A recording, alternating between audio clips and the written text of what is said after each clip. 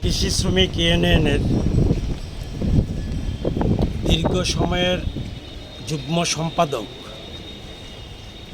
Comrade Sunit Chopra গত বছর অর্থাৎ 2023 সালে 4 এপ্রিল সেখানে মৃত্যুবরণ করেন। 24 ডিসেম্বর 1941 সালে অবিভক্ত ভারত অর্থাৎ পাকিস্তানের লাহোরে কমরেড সুনীত চোপড়া জন্মগ্রহণ করেন। পড়াশোনা দিল্লি মডার্ন স্কুলে, তারপরে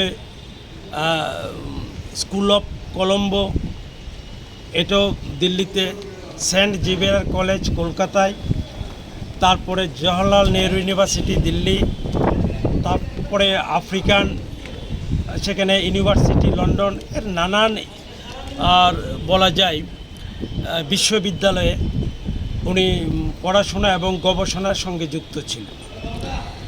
উনি ছিলেন ভারতের ছাত্র ফেডারেশনের ফাউন্ডার মেম্বার, ভারতের গণতান্ত্রিক যুব ফেডারেশনের ভাইস প্রেসিডেন্ট, বলা যেতে পারে ফাউন্ডার ট্রেজারারের দায়িত্ব পালন করেছিলেন ভারতীয় গণতান্ত্রিক যুব ফেডারেশনের। তার পরবর্তী সময়ে উনি যুক্ত হন সারা ভারত কৃষি শ্রমিক ইউনিয়নের সঙ্গে।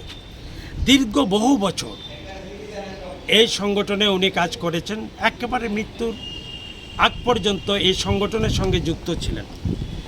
ভারতবর্ষের যে কৃষি শ্রমিক তাদের বিভিন্ন সমস্যাগুলো কী করে সমাধান করা যায়, ভারতবর্ষের এই 17-18 কোটি যে কৃষি শ্রমিক তাদেরকে রাজনৈতিক দৃষ্টিকোণ থেকে কিভাবে সংগঠিত করা যায়, তাদের মধ্যে কিভাবে রাজনৈতিক মতাদর্শকে সম্প্রসারিত করা যায়, বিকশিত করা যায়, সেই প্রশ্নে কমরেড সুনীত চোপড়া বলিষ্ঠ ভূমিকা সেখানে গ্রহণ করেছেন।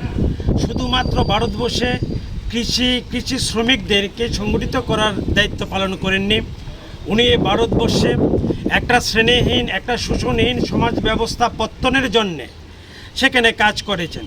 উনি ভারতের কমিউনিস্ট পার্টি মার্ক্সবাদীর সেন্ট্রাল কমিটির দীর্ঘদিনের সদস্য ছিলেন। অর্থাৎ বলা যেতে পারে ভারতবর্ষের মধ্যে একটা বলা যায় সুখী সমৃদ্ধশালী সমাজ প্রতিষ্ঠার জন্য তিনি আমৃত্যু সেখানে কাজ করে গেছেন।